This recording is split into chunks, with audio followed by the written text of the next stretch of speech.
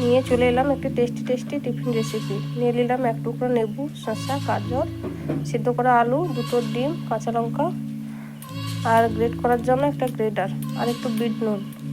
সবগুলোকে ভালো করে গ্রেট করে নেব। যেটা লাগবে মেন উপকরণ পাউরুটি। আপনারা ময়দা রুটিও নিতে পারেন, নাহলে আটার রুটি নিলেও ভালো হবে। সবগুলো রুটিতে এক সাইডে করে টমেটো কেচাপ লাগিয়ে নেব। ছুরি দিয়ে লাগিয়ে নিতে হবে, আপনারা চামচেও লাগাতে পারেন। সবগুলো গ্রেট করে নিয়ে চলে এলাম। এবার লেবুর রসটাকে চিপে নিলাম। তারপর একটু তার উপরে বিট নুন দিয়ে দেব, দিয়ে ভালো করে সবগুলোকে মাখাতে হবে। সবগুলো ভালো করে মাখিয়ে নেব। হ্যাঁ, একটু ধনে পাতা দেবেন, ভুলে গেছি বলতে, একটু ধনে পাতা দিতে হবে, তাহলে গন্ধটা ভালো আসবে।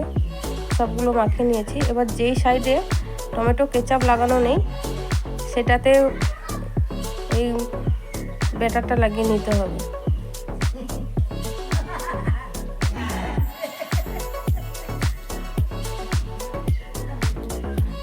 ভালো করে ব্যাটারটা লাগিয়ে নিতে হবে।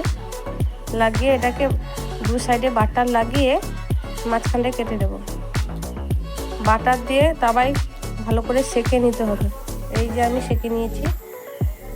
ইয়াম্মি এবং টেস্টি খুব দারুণ হয়েছিল খেতে।